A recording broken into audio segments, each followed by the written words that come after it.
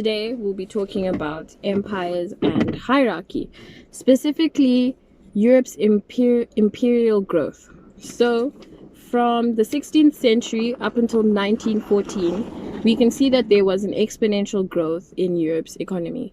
This was done from moving from an agriculture-based economy to, during the Renaissance time, a more industrial-based economy, till finally it ended up an economy that specialized in global expansion through globalization and imperialism. In the 16th century, Europe became bigger and more powerful and became the main power. Specifically in Europe, what became the biggest power was Great Britain. They did this through imperialism. In the 16th century, Great Britain specifically set off to discover the world, and basically the scramble for the world happened. During this time, Africa, South America, and Australasia were colonized, and imperialism, where free labor was exported as well as resources were exported from these areas. It was easier to advance for Europe because of the free labor they had come into contact with. Also because they now had more resources that they could take from the countries that they had colonized. However, imperialism is said to be what marks the beginning of international global relations. This gave off to a lot of classism because for many people that were in Europe, having the free labor that came from Africa and other parts of the world, as well as having all these resources, and the idea that Europe was raising the levels of intelligence in these places, it grew. A lot of classism and racism grew within these communities and within these societies. The expansions in itself made it very easy for countries to transition in the ways in which they viewed power.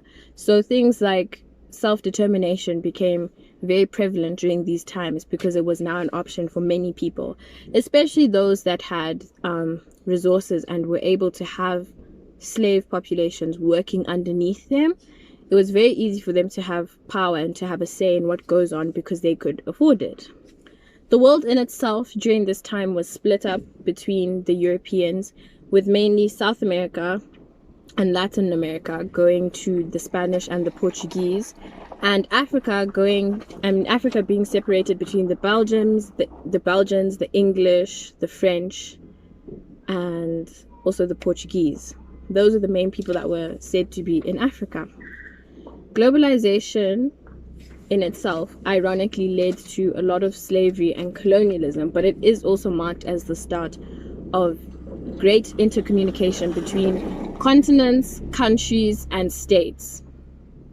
This same mindset in which self-determination gave rise to is what led to the fall of European hegemony. So during the 17 and the 1800s, it is said that Latin America gained independence from Spain and Portugal, but however during the same time they were gaining independence and a lot of revolutions were fought.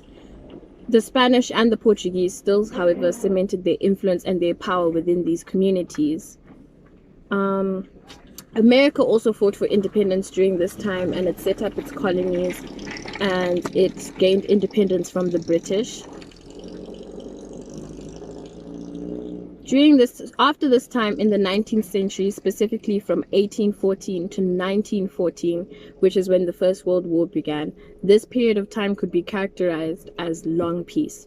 During this time, there was no major conflicts that occurred between countries. Many historians talk about this time and they marvel at what it could have been that kept this period so peaceful.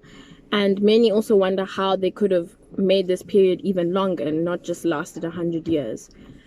After the French Revolution and the rise of Napoleon, it is said that in 1814 around 5 million people had died, and many people within their communities and in their countries had seen the great loss of life, and they no longer wanted that. So they had decided on peace and implored diplomacy more to resolve issues rather than using violence or arms as a way of resolution. This lasted for 100 years up until World War I. During this time, there was the Congress of Vienna. There was a lot of things that occurred, such as revolutions in Italy and such as revolutions that were stunted by governments during this time to give people the chance to recover. During this time, the efforts were more put into the recovery of countries' economies than into conquest. However, in 1874, there was the German unification. This is said to have been the turning point during the Long Peace, in which Germany became itself a superpower and it started to build up influence economically, politically, as well as socially. Due to this, it became harder for other countries to crack down on other countries because at this time, Great Britain was seen as the ultimate and only superpower that there was. But because of the emergence of a united Germany, this created conflict between these two countries. Many historians say that this conflict is what eventually led to World War One, because in the long run, these countries were more focused on becoming better than each other rather than maintaining peace. Great Britain had established a stable system and it had an industrial and moral superiority. It also controlled most of the free world trade and most of the free world markets that were in place. The consequences of World War One would have a very different effect on this after the German unification. At this point, after the German unification, it's key to our understanding that capitalism and imperialism were very, very fundamental in the breakdown of relations between these countries.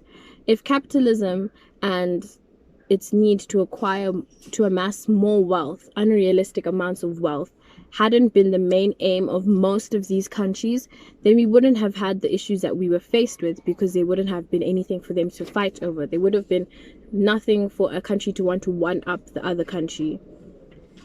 An imperial power, such as many Marxists and realists have come together and they have agreed that because of wanting to be the first, the only, and the most powerful imperial power there was in Europe, there was a lot of tensions and conflicts created.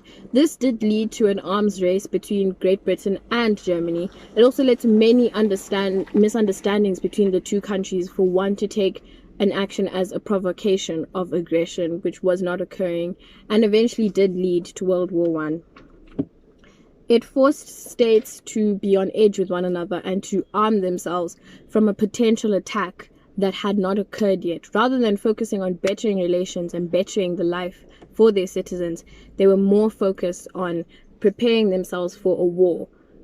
In theory, preparing for a war that has not come will simply make this war inevitable.